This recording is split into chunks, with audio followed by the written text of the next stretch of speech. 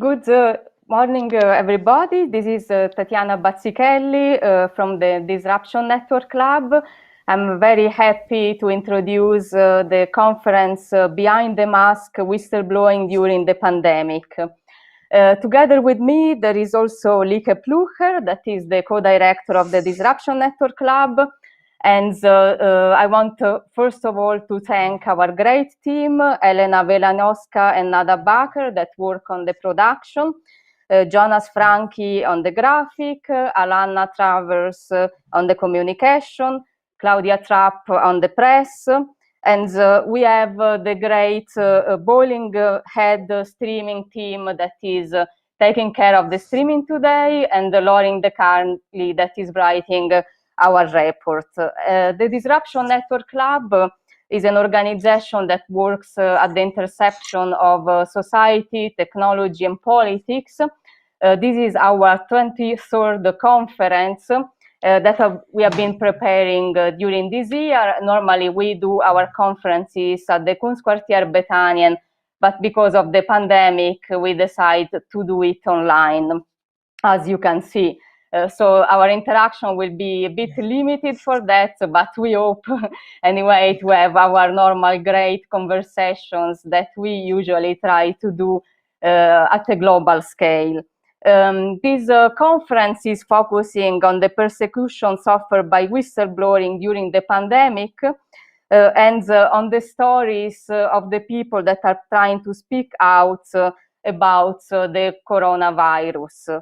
At the same time, we are also trying to present new forms of collective care, of social justice and resistance to create and foster accountability and literacy on the discourse of the pandemic. And we all try with our work also to defend the human rights at a global scale. I want to welcome the audience as well that is following us online, and also I want to mention them that we have a chat.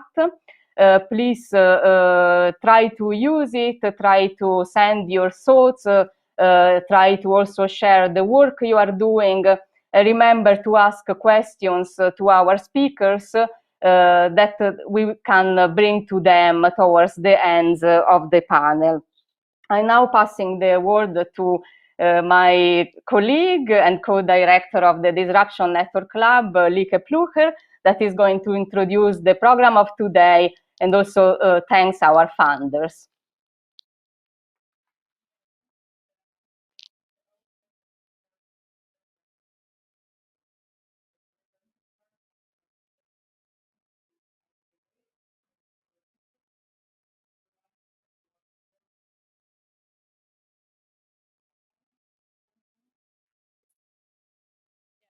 The eternal mute button has to happen at least once every streaming conference.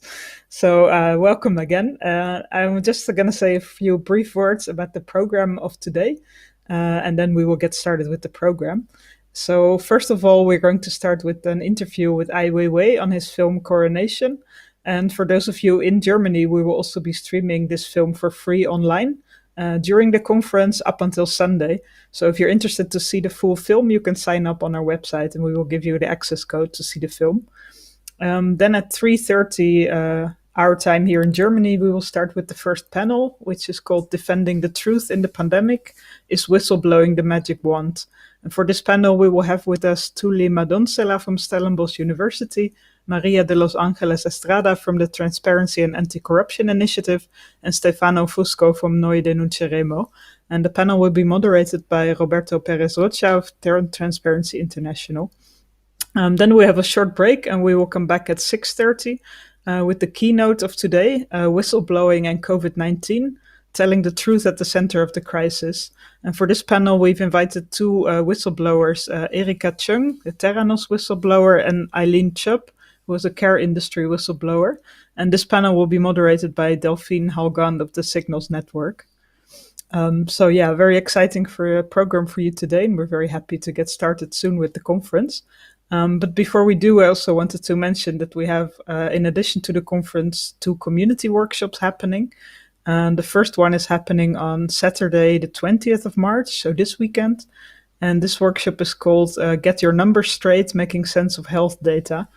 And this workshop is led by Serena Tinari, who's also going to speak at one of the panels tomorrow.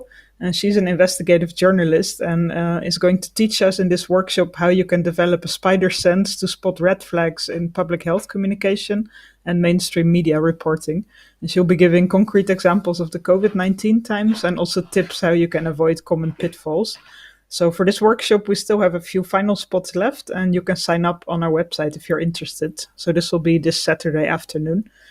And then next week, as a final event of this conference, we will have a workshop on the 27th of March with the Pirate Care Network about politicizing care, piracy, and biopolitics.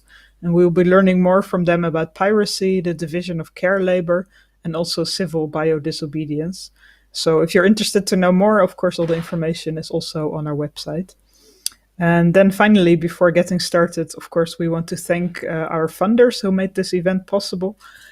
First of all, the Senate Department for Culture in Europe here in Berlin that is supporting our program, the Bundeszentrale für politische Bildung, the Riva and David Logan Foundation, and the Checkpoint Charlie Foundation. And we're also supported in part by a grant from the Foundation Open Society Institute in cooperation with the OSIFA of the Open Society Foundations. And this event is also part of the European Reimagine Europe project, which is co-funded by the Creative Europe program of the European Union. And as I already said, the next panel will be moderated also by Roberto Perez-Rocha of Transparency International. And we're very happy that they are again one of our cooperation partners for this event. Also, we are doing this event in collaboration with the Signals Network and with Global Leaks.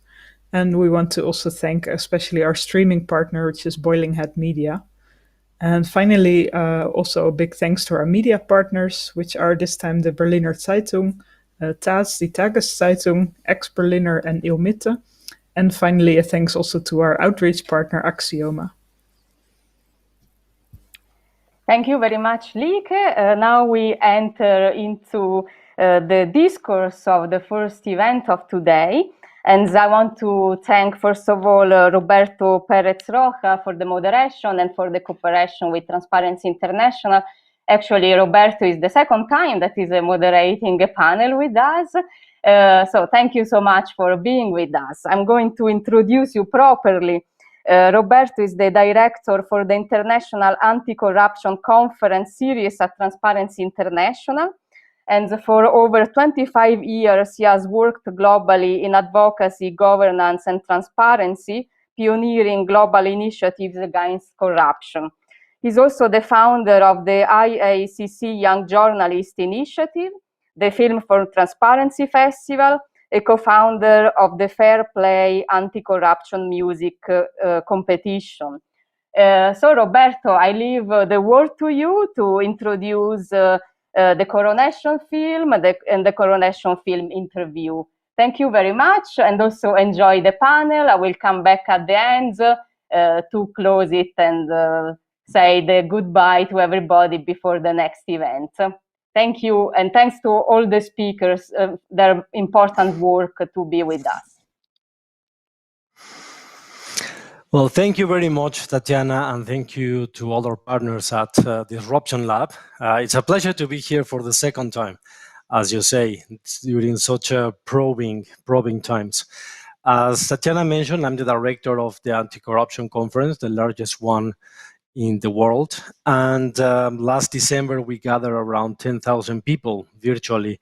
And one of our main and central areas of discussion was particularly COVID and the corruption challenges that COVID magnifies around the world. We need to remember that the pandemic is not only a pandemic around COVID itself, but it has created various waves of other pandemics, like in corruption and in human rights violations and in state surveillances. And this is part of what we're going to be discussing today, as well as trying to shed some light into what whistleblowing and what a whistleblower is and why it may not, and the great differences and challenges that whistleblowing protection people face around the world. So first of all, I'm really glad to be showing a remarkable interview being done bespoke for the conference that we did in December. between AI Weiwei and Jess. Jess is the CEO of the Dog Society, a great partner to us in the film festival.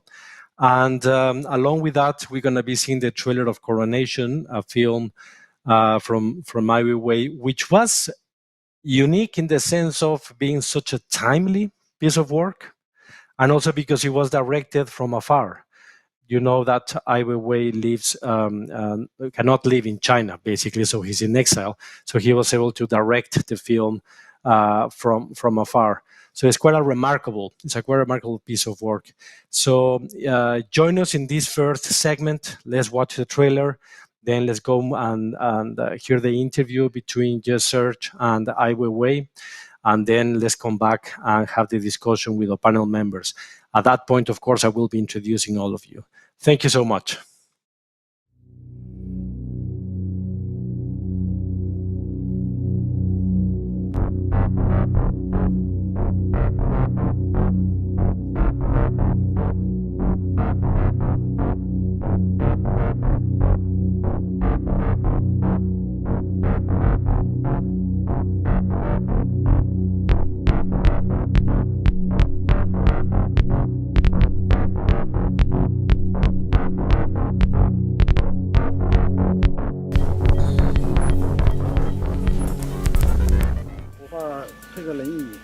带他出来散步的那些往事，桌子凳子都在，但是我父亲现在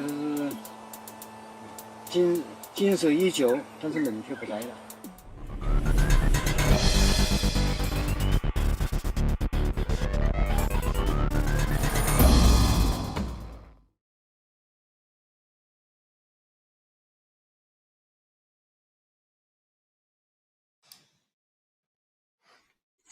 So it was quite of a short trailer, as you can see. Please join us now. Let's watch the interview between Jess, CEO of the Dog Society, and Ai Weiwei, where they will reflect upon the movie itself, the making of the movie, and some of the artistic elements around it, but most importantly about what it means to talk about state surveillance, censorship, and whistleblowing in China in such a times as with the pandemic, particularly shedding light on what has been happening in Wuhan.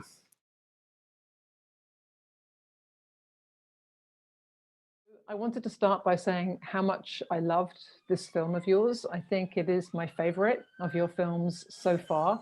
Although you continue to make films, and maybe your next film will become my new favorite. But right now, I will try. I think Coronation is a brilliant film, and many people obviously agree with me. I liked very much that The Guardian said it was a slow cinema investigation. Yeah, I think that the most interesting thing about the characters of film, which is how you use that time of this 2 hours or hour and a half. How do you use that time? It defines a film and also defines emotions. So, but it feels as well to me that it fits, in the center of your work, which so much questions the relationship between the individual and the state. And during a pandemic, this relationship between the individual and the state is put under intense pressure. And I feel that your film is an extraordinary exploration of this vital question at this time. How was it possible for you to make this film? You must have made it very much under the radar. Can you speak a little bit about the process of making it? I have experience in making films under surveillance, under very restricted state control. And that means if you're questioning the authority, you're facing a most severe crime. Also crime, even just questioning, or even just have that kind of curiosity. So once I said, if you're trying to understand your motherland, you're on the road to become a criminal. That's how I feel the authority, their power basically established and built on give you limited information or manipulate your information structure. By doing that, they establish a false legitimacy. So that is very crucial for any authoritarian state to control the information and put everybody in the vulnerable situation. The game is easy. They only let you know what they want to let you know, and they don't certainly will not let you know what they know, but you don't know it. And that game is so successful through history, and the so-called democratic world in the West basically has to be established under transparency. You know, so then you have the doubt, the liberty of doubt about any information before you can call it true or fake. The liberty of doubt is a wonderful expression. I just want to pick that out from what you've just said. I wonder if you could go into this thought you're having a little deeper about what it means, a lack of transparency around a pandemic. If we do have transparency, that means we believe in scientific clearance, you know, the research, and that means we would forget our own political position, but to give the information and the judgment to the people. And of course, people also may make a wrong judgment, but that is the only thing you can do, because the state or the system should work for the people. And so during the pandemic, because China, they never had a system of transparency. They never had a system for freedom of speech. That's why at the early time, they crushed some doctors. They're not even whistleblower. They just communicate between doctors in WeChat to say, hey, be careful, here's a disease, which looks quite serious. 8 of them are completely being seized. And the state media from a so-called CCTV or China Central Broadcasting Television announce they are criminals. They are just spreading rumors, and every media report the same story. So by doing that, I send out a signal to everybody not to pay attention. Mm-hmm. And the state, by doing that, delayed the information, not only to Chinese, but to all over the world. No, not only to politicians, but even to WHO, you know, the World Health Organization, also saying things with the same kind of tone as Chinese. This is not urgent. It's not serious enough to be called a pandemic. You must hear some people admiring China's response to the pandemic, because there are some things which a top-down authoritarian state can do very efficiently. And here in the United Kingdom, I feel we have the opposite problem. We have seen a lot of confusion and changed policy and a lot of U-turns. And this must be interesting to you to sort of contemplate how people might admire such a system, because there is a temptation to think that in a pandemic, what we need is strong state. But then it's also an opportunity for a strong state to take more power from citizens. What are your thoughts about that? Yeah, I see this happens in the West. There's some kind of some kind of argument authoritarian state would control it better. I think basically what China did is a military type of action. And that kind of action is dismiss the humanity and the trust of the individuals who can make the best judgment about their behavior and about their life value. So I think that is ridiculous, and only has baseless about understanding what authoritarian state is about. They are not just limited the disease, they also limited your way of understanding and express yourself. That means your brain has been affected.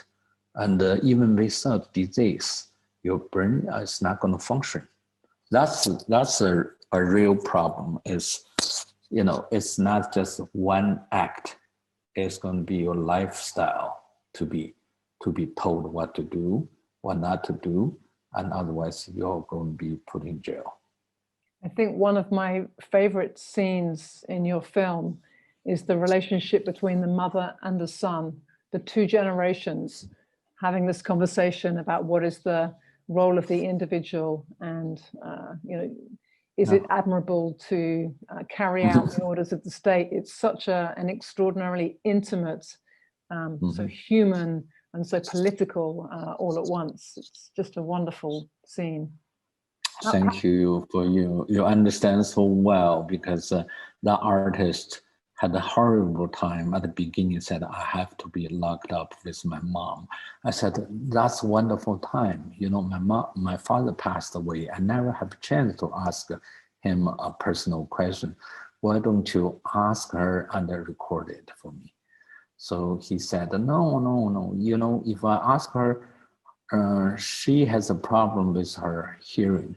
So she would always pretend not to understand me, but I always have to listen to her. I said, please just do it, because otherwise you're wasting your time. So he did it. He's a good artist. And I think that is a very honest play about what China is about. One of the other scenes from the film which really sticks in my head is that very long shot walking through the hospital corridors of the newly erected giant emergency hospital. And it goes on and on and on. And we feel this mixture of emotions of sort of a little impressed that this big thing has come together, but it becomes less human and more dystopian somehow the longer this shot goes on. And so beautifully encapsulates what you speak of, that the state is able to make these big moves of efficiency, but they are somehow devoid of all humanity. Yeah. It's very much like a Kafka's novel. It's endless walking. That 4 minutes is unbearable. And also when him start to change his clothes, the civilian, under the surveillance, under the little nurse tell him what to do through the camera. For the audience who haven't seen the film yet, this is a doctor who is changing his clothes in order to make sure he carries no infection in the hospital. But he must do so in a tiny room, being surveyed on a surveillance camera and watched by someone else. So as you say, there is no trust even for these medical people, and their every move is being surveyed. It's an extremely chilling scene in the film. And see, nobody's being trusted. Everything is a procedure. And so there's no individual judgment. The man walking through that, you see through his act, he's already become a robot. You know, he do his job, he's perfectly, you know, highly experienced, must be a very good doctor. But same times, there's no emotion, no personal judgment, no personal choice. I feel as well your work on surveillance in other art pieces that you've done, and also as it appears in this film, is also a warning to us in the democratic West, because we're also seeing the extension of surveillance and data collection around COVID, with very little conversation about what it means to go down this road. Is that a conversation you have with Western friends? Yeah, I think what we have to be careful is for ordinary people, privacy is part of our property of human rights. And many people would argue, I have nothing to hide. But that you may not have nothing to hide, but the government has no business to surveilling you. Mm-hmm. The government is much stronger than George Orwell's 1984, but much stronger. So why we need to pay a tax, or some states you never pay tax, but for the Western people pay a tax to support that kind of system, to surveil all our life details. I think that is really questionable. There is a very obvious kind of corruption which can show itself during a pandemic, and that concerns the contracts that are given to companies to provide equipment. We need suddenly overnight vast numbers of PPE, and in the UK there are some investigations happening into some of the companies that received those contracts to see if that was fair and appropriate. The normal processes of review are easily swept away by the urgency of the pandemic. And this reminds me of the work that you did, Weiwei, around the Sichuan earthquake. And you went there because in that earthquake, many people were killed. Many school children were killed when schools collapsed. And that turned out to be because they had been poorly constructed. The contracts that had been given had not been properly executed, had not been properly reviewed. And you did extraordinary pieces of artwork, including the display of the school bags a school bag to represent every child killed. What are your thoughts about this kind of corruption and how it's playing out in China during this pandemic?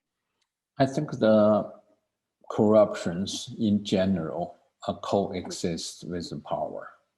Whoever has the power is going to use the power. The corruption just follows. In China, it's very different. The government gave their favor to industry because everything owned by one party. But in the West, still, all the government has to work with big corporations. Some of them may behave lawfully, and a lot of them are not. They are, there's a lot of political favor and economic gain in every decision. Absolutely. That's why we need the independent investigators, special interests. Mm-hmm. We see those things not just happens in China, but everywhere. But of course, you say that nothing to do with me. You're wrong. They have every bit to do with everybody, because we have to protect the rights. We not protect self-interests. Well, Weiwei, these were the questions that I wanted to ask. It just remains for me to thank you for your time. Thank you for your film. Mm-hmm. And we didn't even speak about the musical score, which is also wonderful. Thank you so much. Yeah. So the music score is done by a friend of mine who is a punk musician, very talented. Thank you. Yeah, it adds a wonderful extra dimension. So yeah, thank you for your time. Have a wonderful rest of day. Yeah, thank you. Stay safe. Bye-bye. Bye-bye.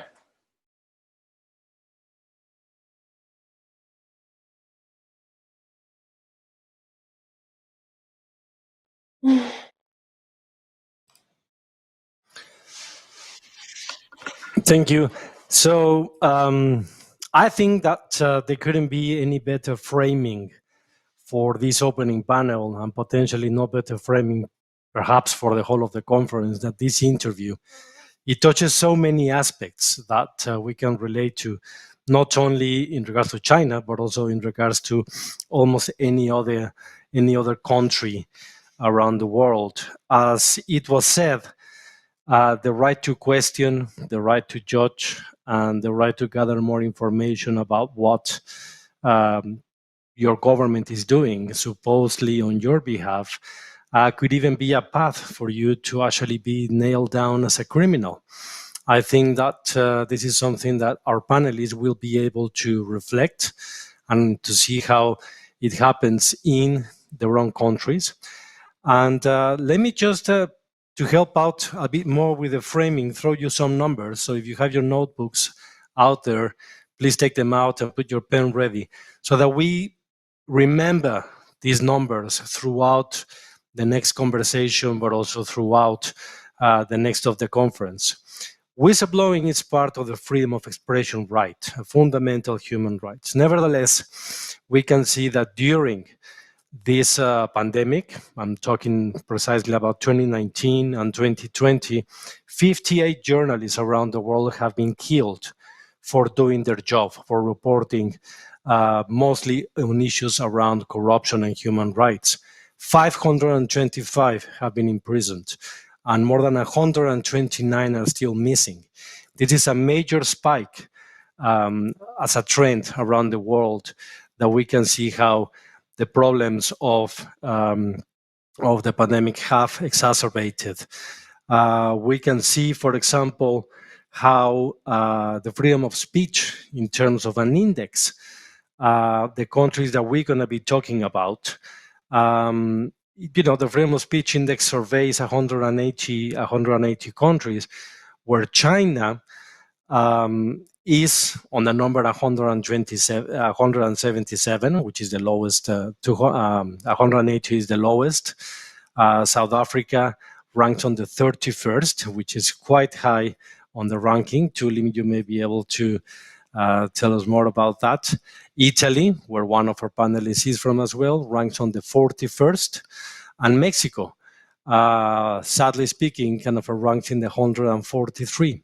What does that relate to the fact of whistleblowing? What does that mean for people to feel safe to report corruption and wrongdoing during this pandemic?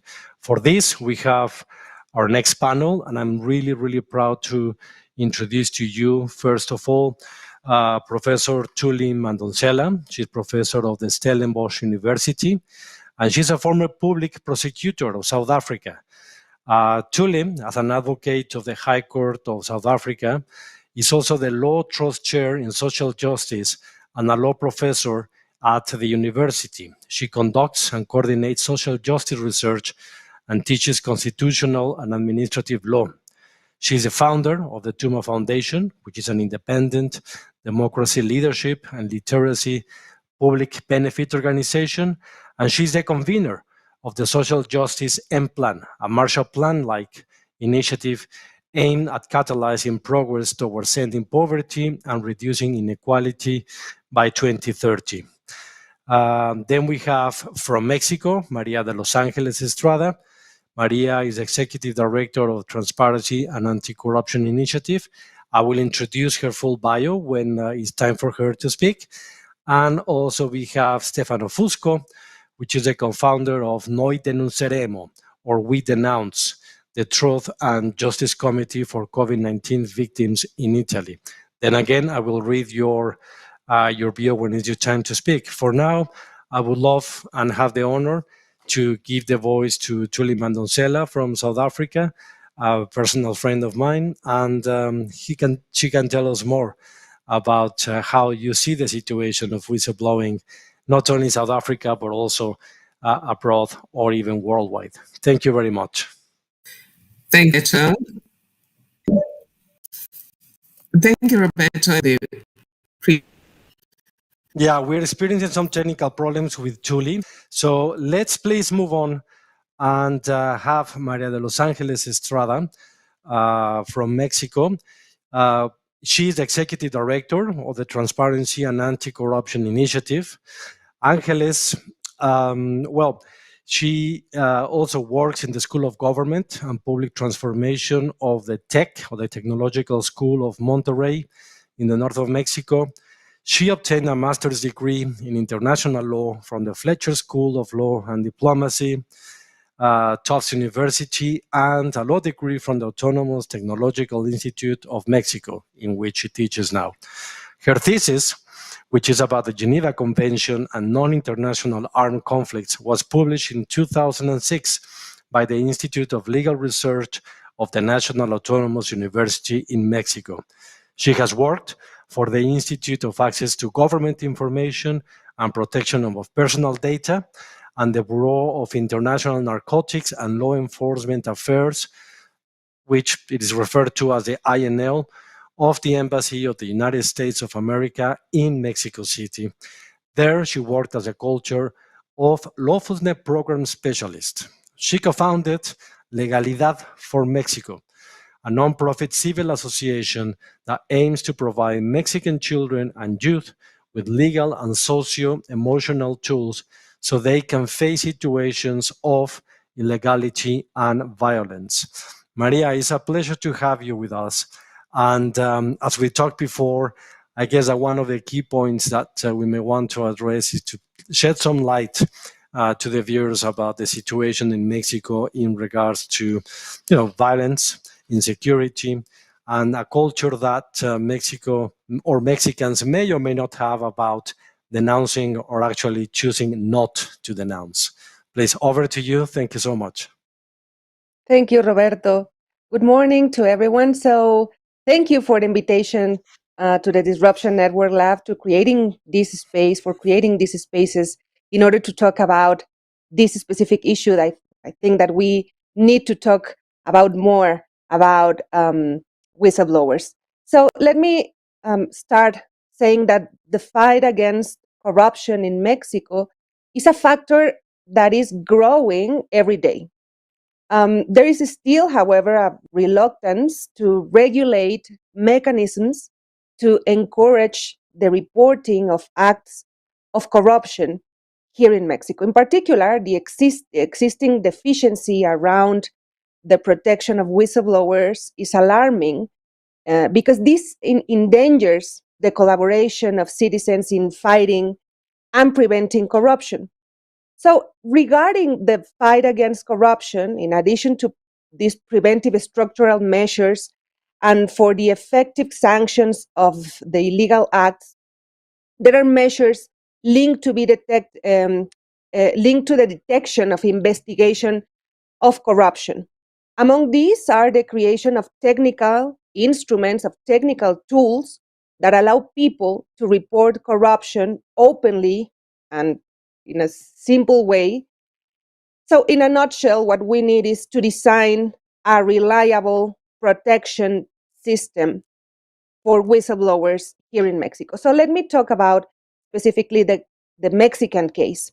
So the Mexican case is peculiar because despite the efforts that we have carried out to reform the regulatory framework to combat corruption, the specific laws that should address these issues are just omissive about how do we have to regulate and to protect whistleblowers. This is a regulatory deficiency, of course, but we also have some other problems that maybe I would say that are previous to the law or the regulatory problem. And this is that we don't have whistleblowers. So how are we going to regulate something that nobody uses? How are we going to talk about whistleblower protection if we don't have whistleblowers? So let me show you some specific numbers about what I am talking about. So in 2019, we had a non-recorded crime rate in Mexico of 92.4%. So this means that just 7.6% of the crimes committed in the country were denounced where someone complained about these crimes. This is a huge amount of unrecorded crimes. The next one, please. So in 2019, the reporting crime was up to 7.6, as I said.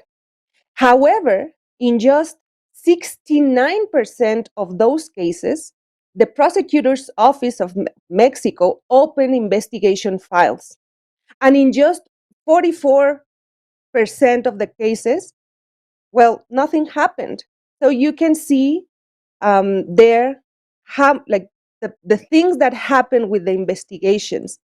Basically, like, the big amount of investigations show that nothing happened. And then, like, the 29.2% other is in process, whatever that means.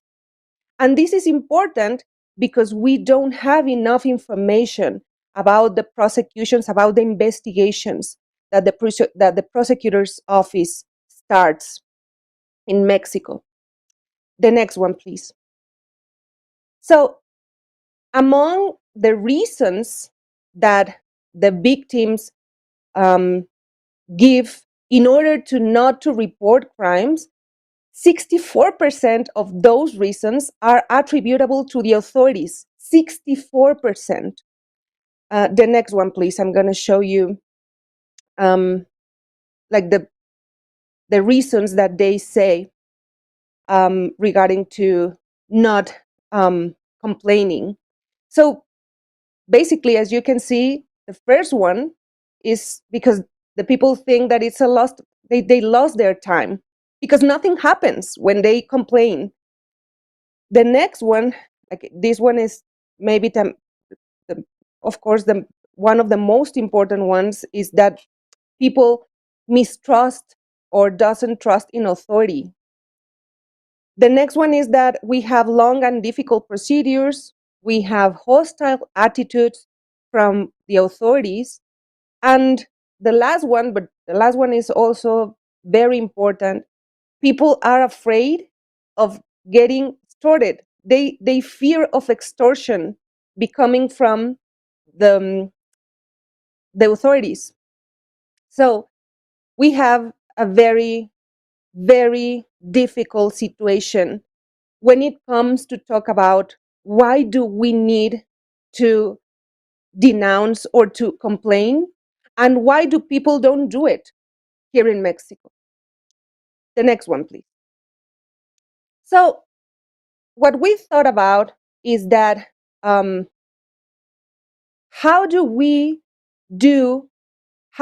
can we make the people complain about what is happening or what would be happening in a pandemic situation? As you know, just Weiwei said something like that. In these specific situations, the corruption is it's bigger because someone wants, in these kind of situations, someone will, of course, will try to get something personal, some personal gain against society or against someone else. So in the beginning of March of 2020, we were horrified looking at what was happening in Europe and in Asia. And here in Mexico, we were sure that we would be in the same place or even in a worse situation pretty soon. So since then, we knew that we didn't have enough hospitals, we didn't have enough doctors, masks, ventilators, antibacterial gel. We haven't enough of anything. But at the time, the scenario was pretty much the same in every country of the world. And we knew that COVID would hit us hard. So the health emergency was not the only concern that we had. Corruption was also a real and present consideration, like Mexico and other countries of Latin America, because they experience these situations regularly. And as I said, in extreme need situations, these peak. This can peak. So abuse and acts of corruption were being performed by people who should be helping their fellow citizens, right? So, therefore, together with a very important NGO in Mexico, Derechos Humanos y Litigio Estratégico Mexicano, together with the TEC de Monterrey, we designed and created a reporting platform that we called Denuncia Corrupción, or Whistleblowing Corruption. The next one, please.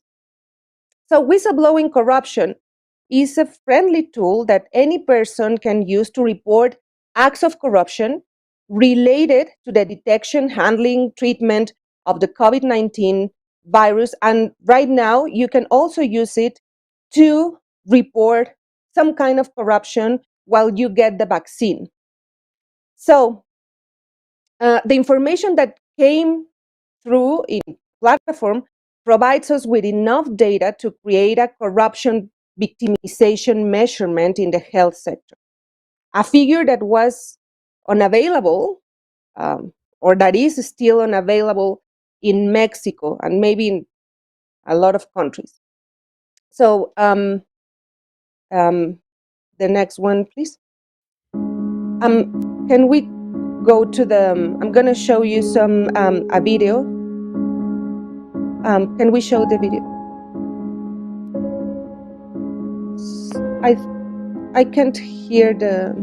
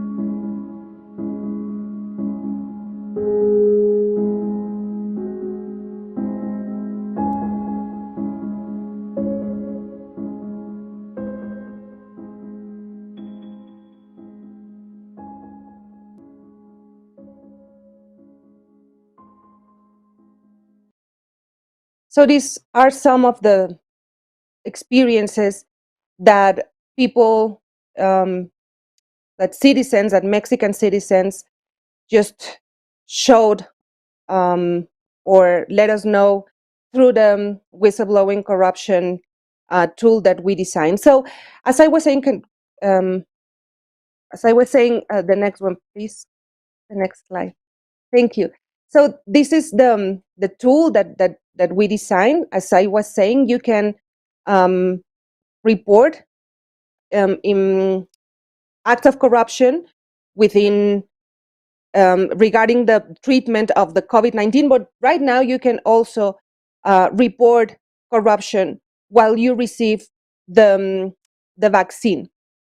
So the next one, please. So what can we report in this tool? So you can report if someone asks you for money, if someone asks you for sex. We have had some reports about that.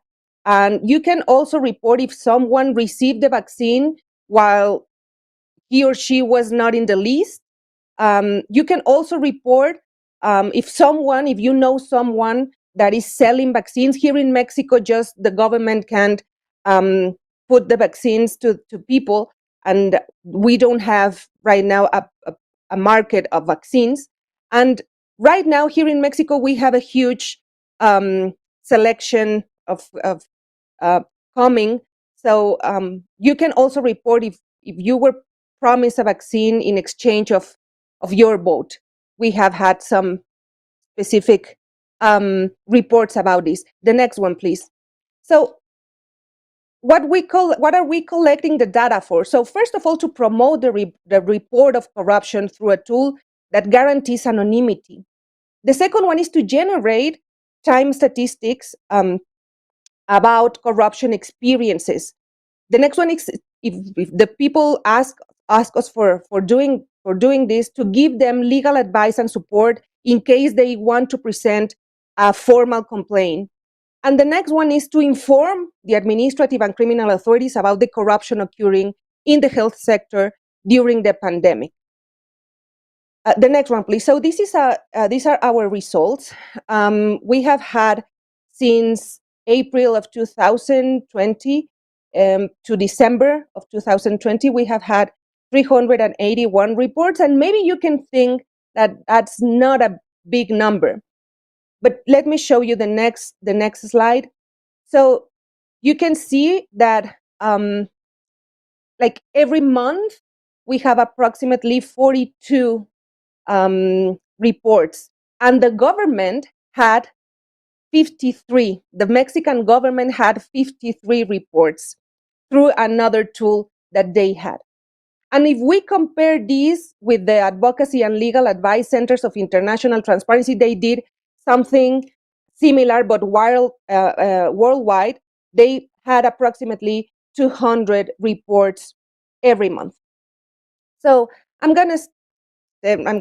yes, I know that I have just 1 or 2 minutes more, but I just want to close this by saying that we need to design tools. We need to use technology in order to create some helping tools to citizens so that they can be, or that they can feel trusted in that they can complain about something. And maybe later we can talk about how do we how like culturally, how do Mexico think about the whistleblowers? So I'm gonna stop here. Thank you for your time. Thank you so much, María. Really interesting presentation. If you don't mind, I mean, I would like to save the questions till the very end so that we can have a more of a fluid conversation along with Thuli and Stefano, and then to invite the audience to ask questions. So I will leave it like that for the moment. And now, Thuli, let's try it again. Let's see if the connection is better. Let's try to do it slowly and nicely. And hopefully we can hear you perfectly this time for your presentation. Thanks so much. Thuli, go ahead. Thank you, dear colleagues, for the privilege to be part of this timely conversation on defending the truth, focusing on whistleblower protection. The main point I want to deal with is we should treat whistleblowers better. I want us to think about how do people react during whistleblowing, even good people. We have a picture there that says, in case of a whistleblower, break glass. It sounds like an overreaction, but think about how companies react when somebody has whistleblown about things that are going wrong in their companies. How countries, or some countries, have reacted when somebody whistleblew about COVID-19. We still have the Wuhan story, for example, about how China dealt with the whistleblowers. But in the rest of the world, if I look at my continent, Africa, there are some countries where there's been just some kind of quietness in the way they've dealt with COVID-19. And I think if you're looking at COVID-19, there are 4 areas of whistleblowing. It's been about the numbers. It's been about the procurement of PPEs. And then now it's about vaccines. In South Africa, it's also been about police brutality. So before we look at how do we treat whistleblowers better, let's start with asking ourselves, what is a whistleblower? A whistleblower is someone who makes public or reports to an appropriate authority a witnessed or suspected crime, act of dishonesty, or wrongdoing. Why should you and I care that whistleblowers are treated better? During my time as public protector, I was exposed to a whole lot of wrongdoing, from the kind of wrongdoing that Transparency International and the International Anti-Corruption Conference deal with. And these would be corruption, fraud, and related kinds of dishonesty. But whistleblowing is also important when it comes to why did a patient die in hospital? Whistleblowing is also important when it comes to government service delivery. Why does a community not have water? Why has a housing settlement not been delivered? And whistleblowers are the people who tell us who has been paid and why there hasn't been delivery. What we have discovered just generally in the field of investigations is that auditing, which we trust a lot, exposes only about 10% of corruption and fraud, whilst whistleblowing is responsible for most exposures of wrongdoing, be it criminal or civil. My experience as a public protector, as an investigator, and as somebody who's been in law reform and now pretty much involved in democracy leadership and in advancing social justice, I found that whistleblowers are not treated well in three key areas. One is legal protection, the second one is culture, and the third one is personal impact. So we need to improve these three areas if we want to treat whistleblowers better. Improving legal protection, that's the next slide. Even South Africa, which has one of the best legal frameworks in Africa, it has cracks through which whistleblowers fall. First, the reach of laws on whistleblowing doesn't cover everyone who is truly a whistleblower. For example, in South Africa, if you're a business person who is trying to tender for PPEs or vaccine storage or anything like that, and then you discover that there was a bribe, as my colleague from Mexico spoke about. Somebody asked you for a bribe, or if you're a woman, they asked you for sexual favors or things like that. If you report this, there is no recourse for you other than the criminal justice system, in that you can be put on witness protection, but that's a lengthy process. Other whistleblowers are protected by the Protected Disclosures Act, but in our case, it's limited to employees. The other part of the law that is problematic is that you're protected from retaliatory action, from suffering from an occupational detriment, but you're not protected from masked retaliation. If somebody, for example, fires you for practically using too much toilet paper, as I have found with many whistleblowers, you are going to be dismissed. For example, one woman I will call Miss HR. Miss HR was fired for being rude and hierarchical. How many people do you know who are rude and hierarchical? She had just been working in that government department for about 3 weeks when she discovered that they were paying for things that they shouldn't be paying for, and they were paying for things that had not been done. When she refused, they said they were going to get the politician to get involved, and within days, she was suspended for being hierarchical and rude. And this is somebody who had had a stellar career until that particular time. I can give you various examples of people who suffered in a similar manner, and some of them ending up with mental health challenges. Fortunately, in South Africa, if you are an employee and you are under the PDA, a public protector or any other institution can give you back your job. And in this particular case, we gave her a job back and others. But there's still another problem: personal impact. I mean, if we think about whistleblowing, I would say nobody goes through it without an impact in their own personal lives. Marriages can end, mental health can be affected, finances become a problem. And one of the whistleblowers that I dealt with in the state capture investigation, I don't know if you know about investigation into state capture in South Africa, that resulted in a commission that I ordered the government to establish. One of the key whistleblowers there, Musilo, who's now written a book about her experience, was working for a private company. They went for her, used the criminal justice system to sue her, used the civil justice system to sue her, turned the tables on her. So whilst the Protected Disclosures Act protects her, it is not enough. It's worse in other countries where you don't even have the protected disclosures. The next one, which impacts on other countries, the next slide is you will see a lovely cultural picture, but that's not the kind of culture that I'm talking about when I say transform culture. When people think about culture, they normally think about African culture or indigenous culture.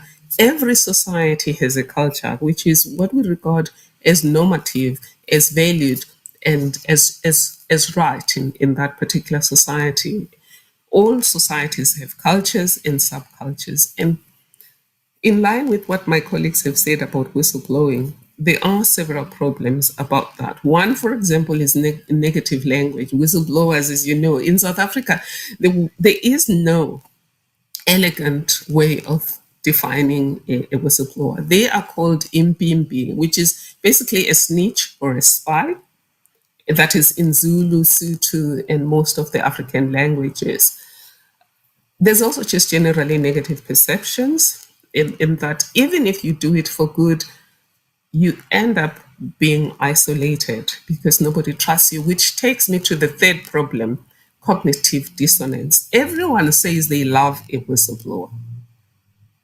Government, civil society, companies. But most of the whistleblowers that I dealt with as a pub protector ended up with nobody wanting to employ them afterwards. So why is it that when we love whistleblowers, there is this cognitive dissonance between what we say we stand for and what we do? And the last issue, which has to do with the culture and the cognitive. Yes. Well, once again, this is very, very unfortunate. Her connection seems to be broken, so we will switch to Stefano Fusco. And once we're able to get another connection with Thuli, we will ask her to give us kind of at the last minute. But as you can see, she gave us as well a really, really excellent framing of what a whistleblower is, what it's not, and the cultural references to it. And the case of South Africa exemplifies very well, for other cases around the world. So without further ado, Stefano, you are the co-founder of Noi Denunciaremo, I hope I pronounce it right, or We Denounce, the Truth and Justice Committee for COVID-19 Victims from Italy. We Denounce was founded in March 22 of last year as a Facebook group from the agency of Luca and his son, who is Stefano Fusco, precisely a few days after the loss of their father and grandfather after having tested positive for COVID-19. The committee of Noi Denunciaremo was born in Bergamo, Italy, out of a need for justice and truth, to give peace to the people who have not been able to have a proper burial. Noi Denunciaremo was created to ensure that those who made mistakes will have to answer questions and take on their own responsibilities. This non-for-profit committee is collecting every single complaint and making it available to the judiciary at every stage of the investigation and the process that will ensue. The group now, in such a short amount of time, counts more than 70,000 members in Facebook, as I understand. So, Stefano, we will give you the floor and tell us about the platform and about how not only Bergamo, but potentially in Italy at large, we could understand better the situation for whistleblowers and the relationship they may have towards government and other entities. Thank you. Over to you, Stefano. Thank you, Roberto. It's a great pleasure to be here with you today. First of all, I would like to say about whistleblowing that in Italy, unfortunately, we don't know what is a whistleblower. I'm the first one that when I heard first time the word whistleblowing, I had to Google it because I didn't know what it was. Once I read what it was, I realized that my group and all the people in my group did a huge spontaneous whistleblowing activity. To explain you better, I need to tell you the whole story. So, as you said, I come from Bergamo, and you all probably know my town for the first slide, please, for the military trucks that carried away the coffins of the people died in Bergamo on the first wave of the pandemic. It was right 1 year ago, so March 18, 2020. Now Bergamo is known as the Wuhan of Europe, since we were the first to meet the virus, and here the virus is very, very hard. Only in my province, we've had more than 6,000 deaths just in the first wave from February to the end of April. At the beginning of March 2021, we counted 28,500 deaths just in Lombardy region, which has 10 million inhabitants. So it's the highest rate in Europe. The story of COVID in Italy, but especially in Lombardy, starts on February 21, 2020, in the town of Codogno, which is 1 hour away from Milan. In the evening of the 21, at the local hospital, we found our patient zero.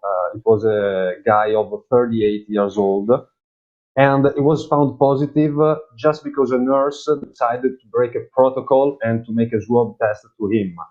Because in that moment, since Italy was totally unprepared to the pandemic, we didn't have any test. And the protocol said you had to test just people who went in contact with Chinese. And this guy didn't went in contact with any Chinese. So what happened once they detected the virus? They did all the right things. They immediately closed the hospital. They started to sanitize the hospital. And in the meanwhile, our central government, in according with the region, decided to lock down the entire town of Codogno. That was the first local lockdown in Italy. And it worked. The infection there was contained. Now I tell you the other part of the story when, everything went wrong. 2 days after, on February 23, we found two at the hospital of Alzano Lombardo, which is 2 kilometers far away from Bergamo.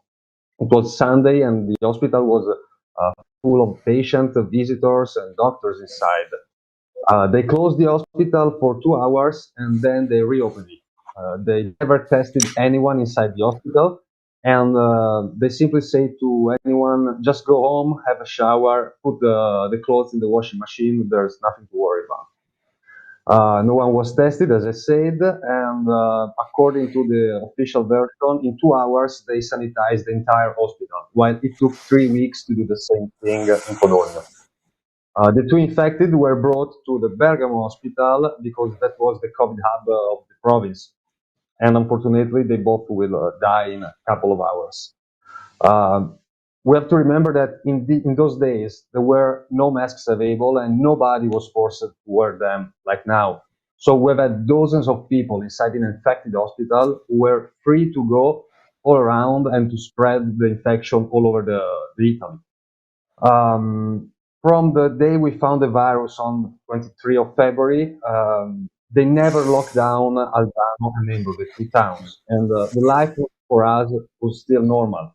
We lived those 2 weeks like a normal period. So going to work, go to the restaurant, have a shopping, meet other people, and everything without masks. Why? Because the media said us, especially the television, said us there were nothing to be worried of. It was just a bit more than a flu, and only the elderly people were in danger for this. But we are all very, very calm about that. But on March 8th, they decided to lock down the entire Lombardy region because the infection was already out of control. The Lombardy region has 10 million inhabitants. It was too late. 2 days after, on March 11, we were forced to lock down the entire country. On that day, I lost my grandfather, who was in extended care for a rehab after a small stroke he had. And like thousands of people in Italy, I wasn't able to see him. I wasn't able to make a funeral to him. And it was carried away. Next slide, please, so you can understand it better. So that was the situation in these days. The crematorium in Bergamo was overwhelmed, and it was carried away with military trucks in another region to be cremated. Next slide, please. As you can see, all the military trucks moved something like 900 people of Bergamo in another province to be cremated. And he went to Piedmont region. And in the confusion of the moment, the funeral home who was in charge of the cremation of my grandpa told me they lost the urn with the ashes of my grandpa, and they didn't know where it was. I was able to find them just after 14 days from his death. But after what happens, I can't be sure. I can't say with certainty those are the really ashes of my grandpa.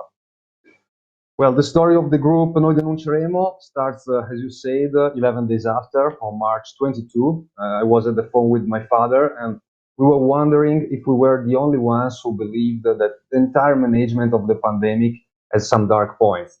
So I said to him, why don't we create a Facebook group just to remember the grandpa and to see if there is other people, someone else like me and you who thinks the same.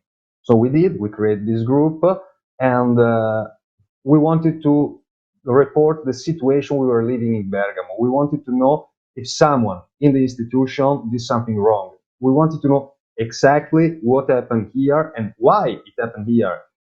Since the Lombardy region has the best healthcare system in the country and one of the best of Europe. So we were not afraid about COVID since we saw military trucks and all of these people died. We just wanted to know if someone were able to contain this massacre. Next slide, please. So this is just a part of the Bergamo cemetery in those days. Well, I believe that the group would have reached hundreds of people, maybe a couple of thousand. In fact, in the first 24 hours, 5,000 people joined the group. 14,000 in the first week, 35,000 in the first month. I couldn't believe that because we were not alone at all. As you said, now we are around 70,000. People started to whistleblowing without even know that. So they started to put the photos of their relatives passed away for COVID, and they started to tell their stories. And even if the stories were all different, there was a red line that connected all of them. And there was the feeling of abandonment. Without clear protocols, without any instruction for doctors, thousands of people died at home. We don't even know the correct number, and we suppose the real number of people who died in the first wave is at least the double of the official one. Next slide, please. So this is an example of a post on our group. You can see these are a friend of mine, parents. They both died in 4 days for COVID. And this is just one of the thousands of posts we have. After 1 month from the creation of the group, we had more than 10,000 stories on the group. So we decided to create this committee to give the possibility to all of our members to turn their stories legal complaints. Since the prosecutor office in Bergamo, thanks to the media echo that our group created, was like, I would say, forced to open an investigation about the management of the pandemic.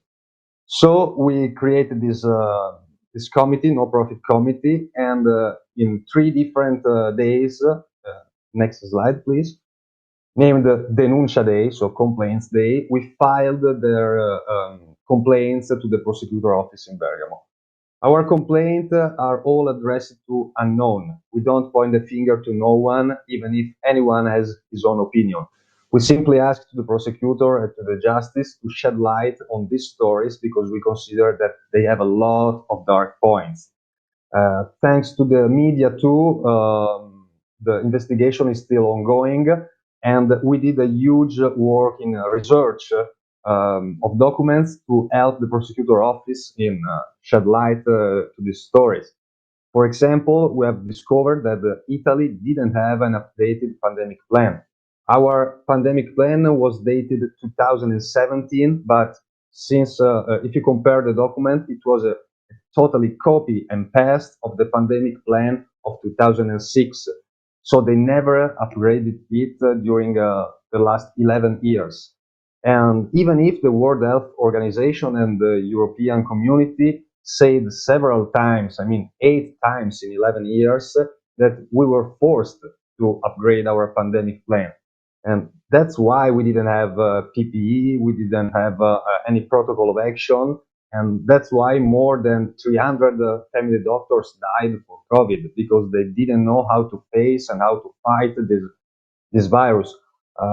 We have always considered the entire category of doctors, family doctor, nurses, volunteer of the Red Cross, like the first victims of this pandemic, because they were forced to face this incredible enemy without any kind of protection. I've seen with my eyes doctors using trash bag instead of surgical shoes because they didn't have PPI.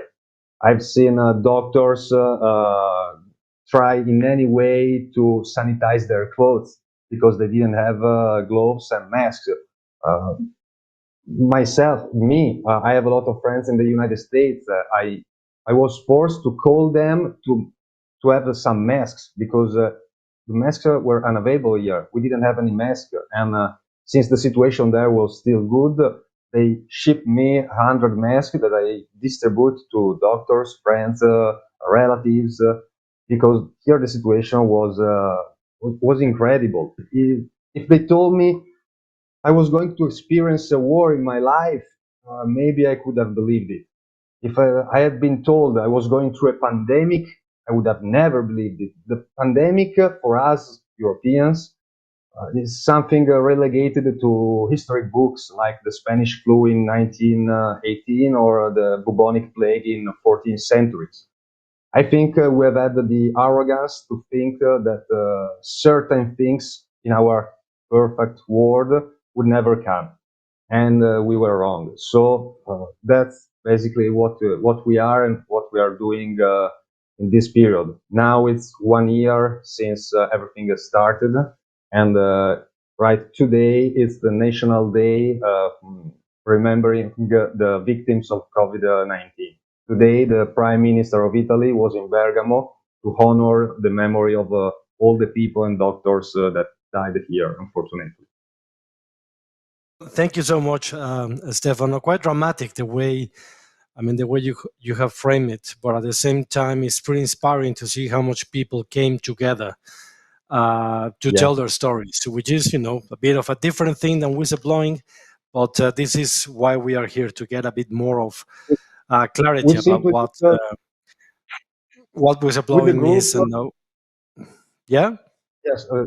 One last thing. With the group, we simply did the first step. So we showed to other people that we did something trying to change the situation, try to know the truth. And since the people saw that, they say, well, I'm not alone. If it does, I can do the same. And so they started like an avalanche, they start from a very small part of snow and it becomes a huge avalanche. It was the same thing for us. No, very good. Yeah, very true. Very much true. And usually that is kind of the multiplying effect that everybody's looking for around the world. So some bad news to all the friends who are watching us.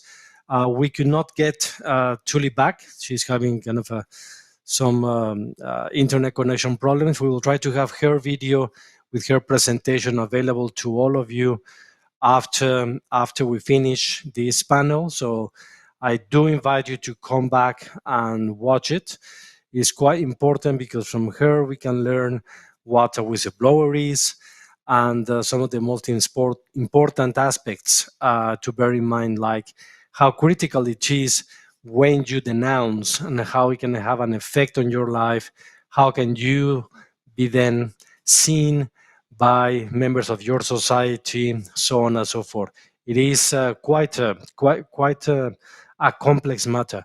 But going back to the main theme of our panel, is whistleblowing the magic wand to tell the truth about the pandemic and the wrongdoing about the pandemic? I will ask, our two panelists to give us a very quick yes or no kind of answer, if you think it is and you think it's not. And very, very quickly, in a matter of 20 seconds, maybe tell us what do you think it is or what do you think it may not. Now that we have understood a little bit better what it is, what does it mean to blow the whistle? So I don't know, Ángeles, for you, do you think it's a magic wand? I mean, I do think that it's a magic wand. However, the magic has to appear within a specific environment.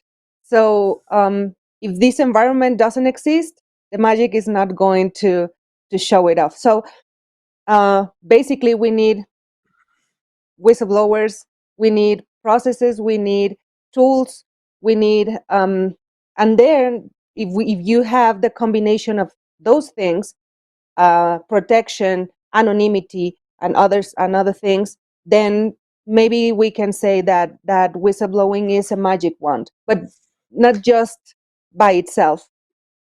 Thank you, Stefano. Now that you know more about what whistleblowing and denouncing is, what do you think? Do you think it's a yes or no question? And what does that? What do you mean by that? Yes, I really think it can be the magic wand, but it depends. For example, like in Mexico, people search for anonymity, and I can understand why. Here in Italy, people want to show the face, want to see it's me that I denounce this thing, it's me that I whistle the blow. Because here in Italy, thanks to God, we don't have problems with police brutality, the drug cartels, or whatever. So people want to put their face on this thing, even because all the people who died here, they tested like numbers, and they are not numbers. They were people, they were father, mothers, and there were stories and families behind them. Very good. Thank you so much. Now, before I turn to read some of the questions from our audience, which there are quite a few, and all of them are really, really interesting. I mean, I would love to see again from you, Ángeles, and from Stefano, if you could have a short reflection about how do you now, after hearing Thuli and after hearing each other, how do you now, or how would you explain what whistleblowing is and what whistleblowing is not to anybody who asks you around the street? I don't know who wants to take a first stab at this challenge. Stefano, please. María, if you want. Okay. You first. When I speak about whistleblowing with my friends and with people, I've always said, do you know what is whistleblowing? And practically everyone say to me, no, I don't. And I always say that, you know what is WikiLeaks? Yes. Okay. It's the same thing. You have to report something which is against human rights, against some problem that must to be shed on light. So it's something that must be created into the Italian mentality. The Italian mentality is I don't report, not because I'm afraid of it, but because things will never change. So people has to start to think that things can be changed if you work on it. If you collect a lot of people asking the same thing or doing the same thing. And that's what we did, for example, with our complaints. So people wanted to denounce the problem of the management of the pandemic, but they always said, well, things will never change. Once we started 1, 2, 3, 10, 11, 1,200 complaints, 1,000 complaints, people say, well, maybe this time I can give my contribute to this, and we'll see what happens. Yeah. So things will never change. This kind of a pessimism. Do you feel the same kind of pessimism going in Mexico? Ángeles, and back to the question that I asked, how would you explain to anybody, maybe your aunt or a friend of yours, what whistleblowing is, and particularly what whistleblowing is not? Yes, so yes, we have the same feeling here, and maybe even worse. So here in Mexico, how do we understand what a whistleblower is? So like in a very simple level, a whistleblower is someone who reports corruption or who reports some fraud or abuse or something that endangers the public health and the safety of someone who is in the position to rectify the wrongdoing. So this is another thing that maybe another difference that we have between Mexico and Italy. When we thought about whistleblower, we think about a person that works inside the organization where the wrongdoing is taking place. So we have this division between denunciantes or a complaint, someone that makes a complaint, and the whistleblower that works within the organization. So it's like an insider, right? So it's that's the main idea that we have here in Mexico whenever we thought about a whistleblower. And that's why we need some kind of anonymity. And the whistleblowers ask for anonymity because they can lose their jobs if they complain about something that is happening inside the company or inside the government or inside the place where the wrongdoing is taking place. Yeah, I mean, you make a really fundamental differentiation here, which I wanted to get at. So it's fantastic that you did it. One thing is to denounce wrongdoing that you may be kind of seeing it happening somewhere else or to someone else, or you're just some kind of a bystander to it.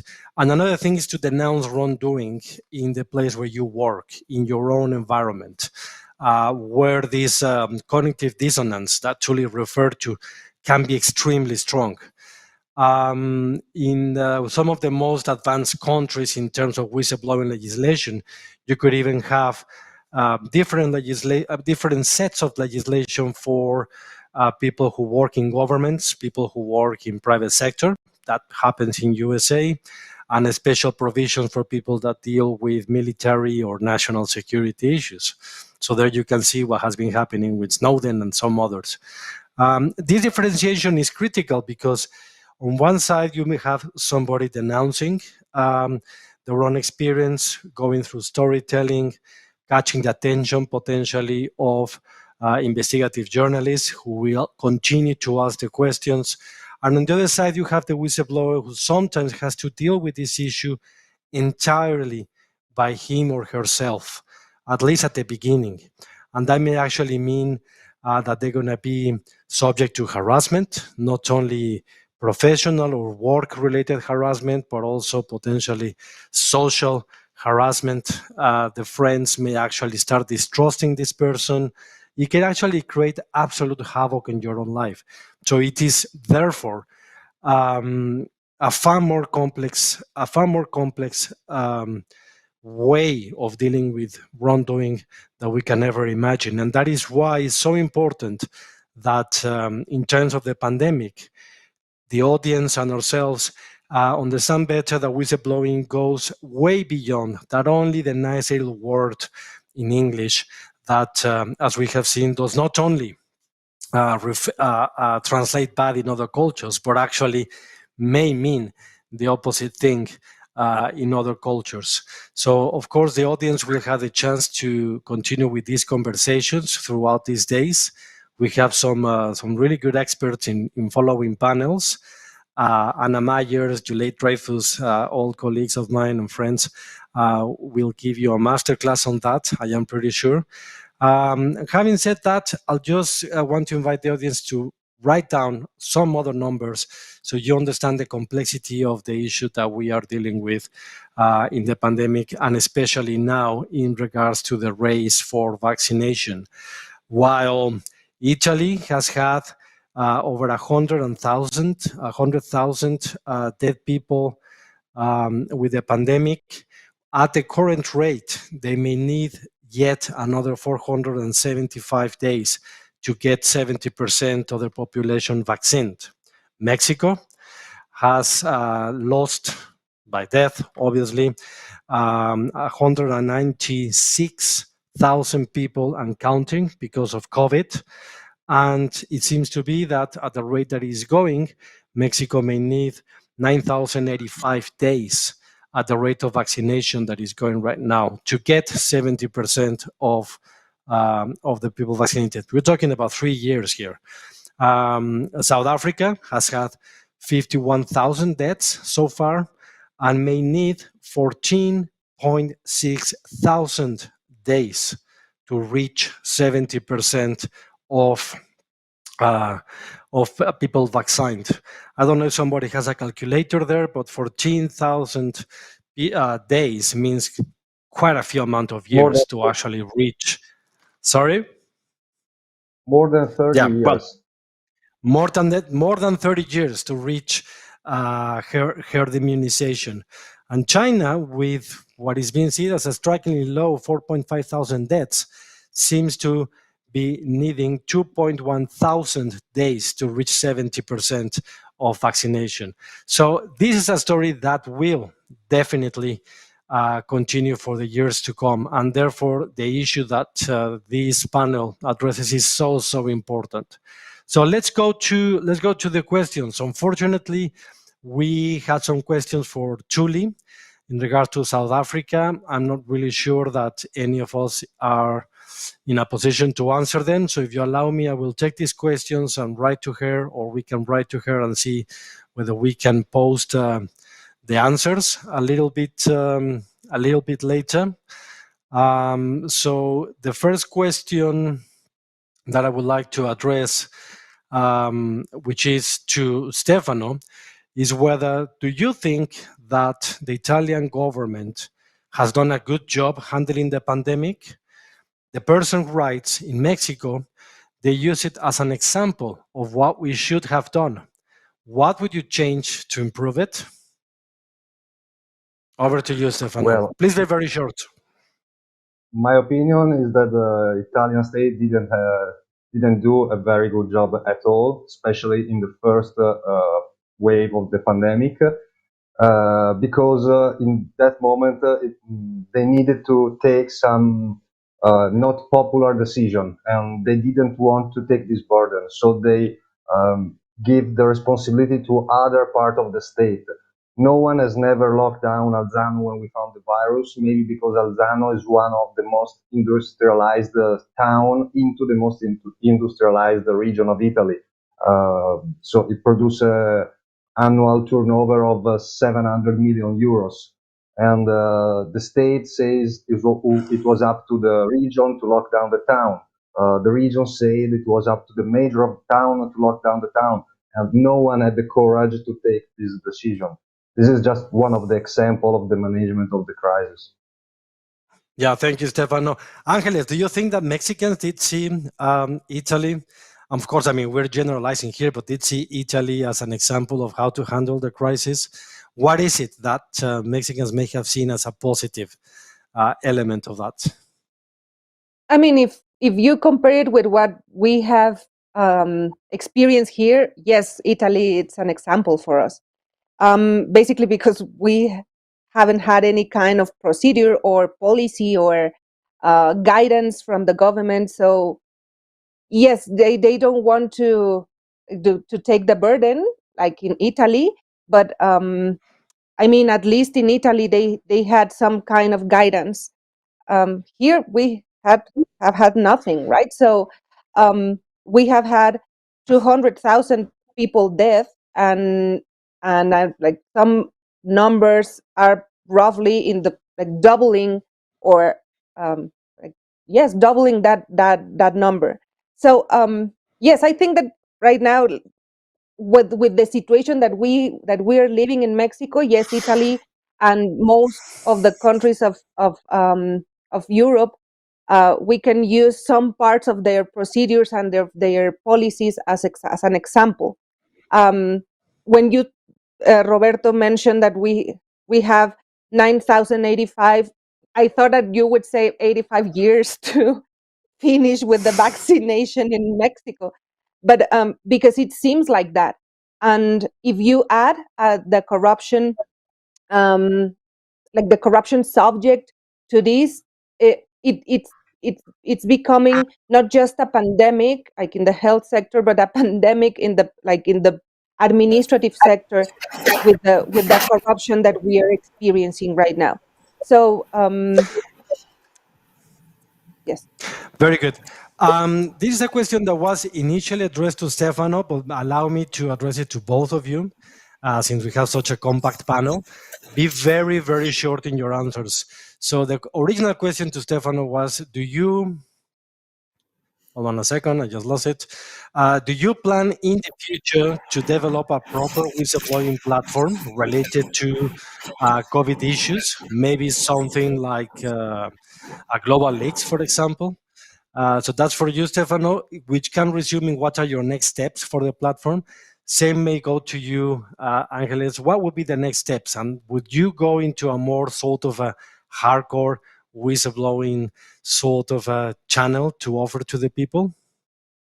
Stefano, 30, 20 seconds, please.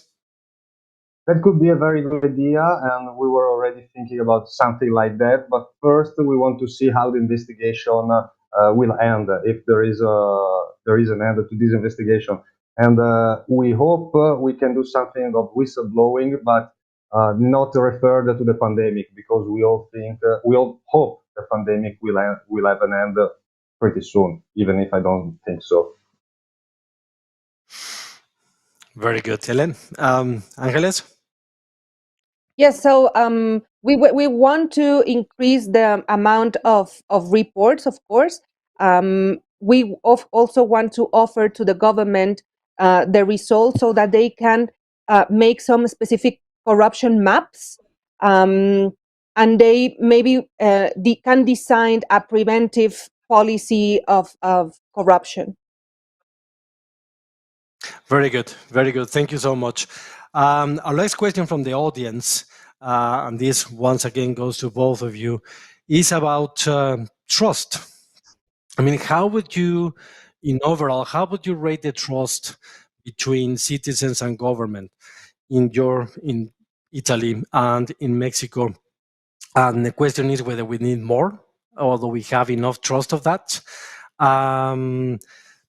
How much do people actually trust the official stories and the official numbers and whatever they're trying to tell you through media? So, Ángeles, maybe you go first this time. Yes. So here in Mexico, we have a very ample problem in this regard. We have more than 90% of people not trusting in the government, in the authorities. So yes, we have to increase. We have to increase trust. We have to work in some other ways to instill and to aim some kind of social trust regarding how can we report and we denounce crimes. So that would be my answer. I want to give some space to Thuli to say something also. Yes, very good. So Thuli is back with us. That's fantastic. So Thuli, before we lose you again, maybe you want to compress in 1 or 2 minutes your key messages so that the people can take them home and join us in addressing some of the questions that have been sent to you. So please, Thuli, go ahead. Try to make it quick and snappy because we may lose you anytime. I think in ending, the key message is we can do better in the way we treat whistleblowers. They are a gold mine in terms of the information we need to run society better, to run companies better, and particularly to run the state better. Now, in time of COVID-19, we all need to re-examine our perceptions of whistleblowers. For example, a lot of governments and company executives end up doing something bad in order to look good. So a country, for example, might want the COVID-19 statistics to look like they are less than they are. If, for example, there's procurement that has gone wrong on tenders on vaccines, you want to look good to the world. But the truth is, if you don't nip it in the bud, it grows. And also, if you treat whistleblowers badly, nobody else will want to stick their neck out in the future, which means these people that exist in our companies, in our societies, in our NGOs, and everywhere will stop helping. One of the questions was differentiating between a whistleblower and somebody who tells the truth. I think you are only a whistleblower if you bring to light that which happened in the dark. So a whistleblower would be somebody who, if they hadn't whistleblown, we wouldn't know that the reason the patient died is because there was a swab that was left inside the patient. The whistleblower would be the person who tells us that the vaccine that was procured from a wrong channel, and in the end, people might die because it's not the right vaccine. A whistleblower would be somebody who says somebody who should not have been at the front of the queue for the vaccine did get the vaccine, which undermines social justice, equality, and creates a much more angry climate. People are already on the edge because of COVID-19, because a lot of people are going through personal life quakes because of it. And anything that suggests that there's impropriety, injustice, and dishonesty undermines not just the rule of law or social justice, it also potentially undermines democracy, because people are in the edge, and any suggestion that they are being cheated is going to fuel the fire. And so that's a whistleblower. The other people that are confused with whistleblowers is what Americans call Karens. I think it's so unfair. I have so many friends that are Karens. So a Karen is a person who stands up to wrongdoing. Like the public protector would be probably a bit of a Karen, less of a whistleblower and more of a Karen. It's the person who stands up to authority and says, this far and no more, and make sure that things are done properly. But that's all I wanted to say was, let's revisit 3 areas of our systems, whether it's companies, countries, or NGOs, and see whether the law can protect whistleblowers better, whether our culture can protect them a little bit better, and lastly, we reduce the negative impact in their personal lives. Like a lot of them end up with need for money, and nobody is there to help them with the financial implications of being harassed. And a lot of them end up without jobs. Just lastly to say, the media also is playing an important role as whistleblowers. And in South Africa, they are under attack when it comes to areas of political excesses. I mean, there's a political party that has decided that certain journalists can't come to its events. The truth is, anything that happens to the public in public spaces is our business. And therefore, the media should have a right to go anywhere where human beings are going to be treated, and when power is going to be exercised over human beings. So I'm just saying, you gave us statistics on journalists. Keep in your mind the fact that it won't always be government that ill-treats journalists. Political parties, companies, and private individuals may also be responsible for pushing back against journalists, because for some people, they do know that democracy dies in darkness. And therefore, we all have to ensure that whistleblowing is supported, because sunshine is the best of disinfectants. Thuli, thank you so much. Let me ask you a couple of questions. One which comes from the audience, which I think is really, really interesting. After the apartheid and after the reconciliation and redress processes in South Africa, how would you evaluate very shortly, how would you evaluate the culture of denunciation and potentially of trust of citizens vis-a-vis the government? I would say the culture of denunciation of wrongdoing by government has increased over the years. I would say there was a time during apartheid when there was a culture of denunciation, but the ramifications were huge. Political parties were banned, people went to prison, and people were killed. And therefore, that had a cooling effect. Since democracy, there's more space, even though I have said we still need to protect whistleblowers better, but there's far more whistleblowing. For example, you might even think that South Africa is the most corrupt country in Africa. I don't think so. It's one country where when people see wrongdoing, they whistleblow. And the media is also very vocal in telling stories about such wrongdoing. Mm-hmm. And the other question is one that I addressed to the panel, to both of the panelists, is pretty much about the title of this panel, about whether whistleblowing is kind of the magic wand to help and stop corruption in COVID-related issues. Do you think it's the magic wand? Yes or no, and why? I would say yes, personally, because everything that is done by government is done in privacy, because we've given people in government the power to deal with our lives, and we won't know what happens in darkness. Everything is done on the basis of trust, and we want to believe that everyone is ethical, but not everyone is ethical or purpose-driven or even conscious of the impact of the things that they're doing. And it's only whistleblowers that will tell us the story that is not being told to us. Very, very good. So if I got it right from our three panelists, Ángeles, Stefano, and Thuli, the three of you agree that whistleblowing was a magic wand to tell the truth against wrongdoing in COVID. Am I right on that?